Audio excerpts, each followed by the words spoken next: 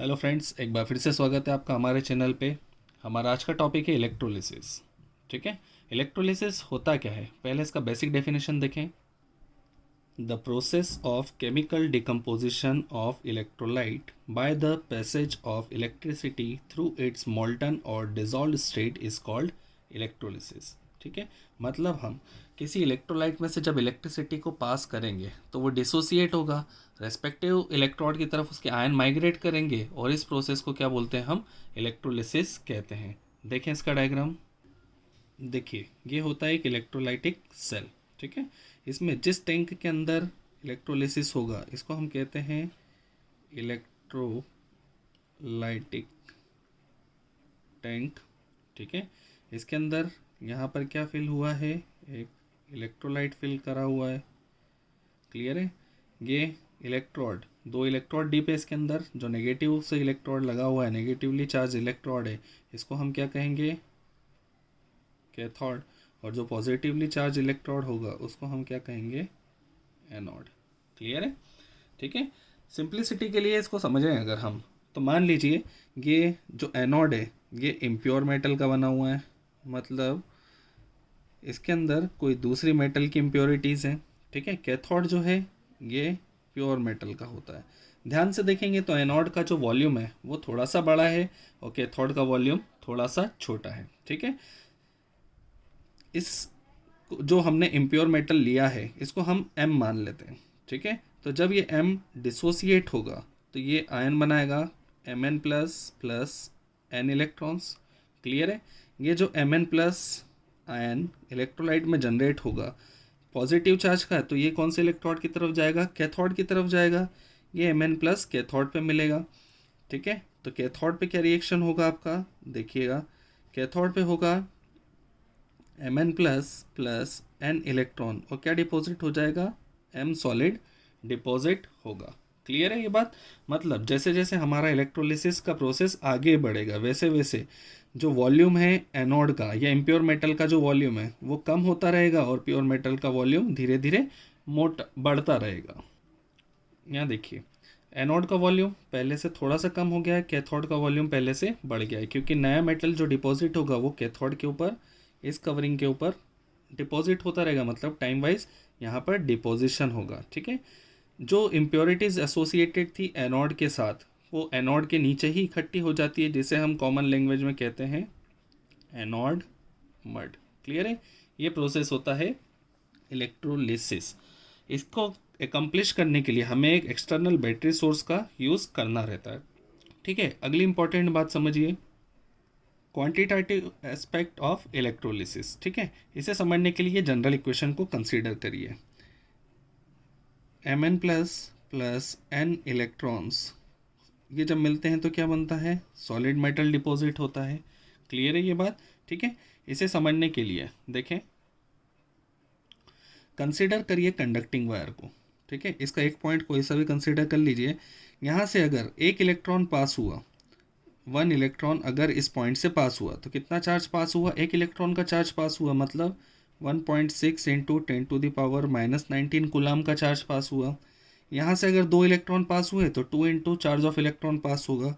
ठीक है, अगर इस पॉइंट से 1 मोल इलेक्ट्रॉन पास हो गए, क्या हुआ, 1 मोल इलेक्ट्रॉन अगर पास हो गए तो कितना चार्ज पास हुआ, देखिएगा 1.6 इंटू 10⁻⁻19, ये तो एक इलेक्ट्रॉन का चार्ज हुआ, और कितने इलेक्ट्रॉन पास हुए हैं, 1 मोल। 1 मोल मतलब 6.022 इंटू 10⁻23 इलेक्ट्रॉन्स पास हुए हैं टोटल। ठीक है, जब इसको हम सॉल्व कर लेते हैं तो ये आता है अप्रॉक्स 96488 कूलाम का। ठीक है, इसी को हम अप्रॉक्सीमेटली कितना कंसीडर कर लेते हैं, 96500 कूलाम, और इसी को हम कहते हैं 1 फेराड ऑफ चार्ज। क्लियर है। मतलब 1 फेराड ऑफ चार्ज को अगर हम डिफाइन करना चाहें तो कैसे डिफाइन कर सकते हैं कि किसी पॉइंट से 1 मोल इलेक्ट्रॉन का फ्लो हो जाने के लिए जो चार्ज रिक्वायर होता है, कितना चार्ज फ्लो होता है, वो 1 फेराडे का या फिर 96500 का चार्ज फ्लो होता है। क्लियर है। यहाँ पर दो इंपॉर्टेंट फॉर्मूले काम में आते हैं। पहला होता है Q is equals to N into E. Q charge, N number of electrons and E charge of electron. Clear है। दूसरा जो फॉर्मूला यूज़ करते हैं हम वो Q is equals to I T use करते हैं, ठीक है। Q again charge, I current in amperes and T time in seconds. Clear है। एग्जाम्पल समझिए, देखिए एक इलेक्ट्रोलाइटिक सेल लिया है जिसमें इम्प्योर कॉपर का क्या बनाया है हमने, एनोड बनाया है। प्योर कॉपर का क्या बनाया हमने, कैथोड बनाया है। इलेक्ट्रोलाइट जो यूज़ करा है कॉपर का कोई भी सॉल्ट जैसे CuSO4 यूज़ करा है। क्लियर है। CuSO4 कौन सा आयन जनरेट करेगा, Cu2+ जनरेट करेगा। ये Cu2+ को 2 इलेक्ट्रॉन मिलेंगे और क्या डिपॉजिट होगा आपका Cu सॉलिड। कहाँ पे डिपॉजिट होगा, एनोड पे या कैथोड पे, ये होगा कैथोड पे डिपॉजिट, ठीक है। इसी वजह से हम इसको कैथोडिक प्रोटेक्शन भी बोलते हैं। इलेक्ट्रोलिसिस का एक नाम होता है कैथोडिक प्रोटेक्शन। क्लियर है। अब ध्यान से देखें तो Cu2+ को कितने इलेक्ट्रॉन लगे, 2 इलेक्ट्रॉन, ठीक है। तो 2 मोल इलेक्ट्रॉन अगर मिलेंगे तो कितना कॉपर डिपॉजिट होगा, 1 मोल Cu डिपॉजिट होगा। क्लियर है। 2 मोल इलेक्ट्रॉन कितना चार्ज होगा, देखिए मैंने अभी बताया था 1 मोल इलेक्ट्रॉन से कितना चार्ज फ्लो होता है, 96500 या फिर 1 फेराड। तो 2 मोल से कितना होगा, 2 फेराड का चार्ज अगर फ्लो हुआ तो कितना कॉपर डिपॉजिट होगा, 1 मोल कॉपर। इसका एटॉमिक मास कितना होता है कॉपर का, 63.5 ग्राम, ठीक है। ये इंपॉर्टेंट रिलेशन एक बार फिर से समझ लीजिए। ऐसा क्यों हुआ, क्योंकि 2 मोल इलेक्ट्रॉन फ्लो हुए। अगर 2 मोल इलेक्ट्रॉन का चार्ज फ्लो हो गया तो एनोड या सॉरी कैथोड के ऊपर कितना कॉपर डिपॉजिट होगा, 1 मोल कॉपर डिपॉजिट होगा। 2 मोल इलेक्ट्रॉन के फ्लो होने की वजह से कितना चार्ज फ्लो हुआ, 2 फेराड का चार्ज फ्लो हुआ और कितना ग्राम कॉपर डिपॉजिट हो गया, 63.5 ग्राम कॉपर डिपॉजिट हो गया। कूलाम में अगर हम बात करें तो 1 फेराड कितना होता है, 96500। तो 2 फेराड कितना हो जाएगा, 2 × 96500 कूलाम। इससे कितना कॉपर डिपॉजिट हो जाएगा, 63.5 ग्राम डिपॉजिट हो जाएगा, ठीक है। अगर हमें टाइम निकालना हो कि ऐसा कितनी देर में होगा, जबकि हम जानते हो कि करंट का वैल्यू हो 1 एम्पियर। क्लियर है। तो ऊपर अभी हमने एक फॉर्मूला देखा था Q is equals to I × T। Clear है। Q की जगह कितना चार्ज पुट कर सकते हो, 2 × 96500 coulomb is equals to I के वैल्यू कितना रखेंगे, 1 एम्पियर। और टाइम याद रखिएगा यहाँ पे जो टाइम आता है वो किस में आता है, सेकेंड्स में आता है।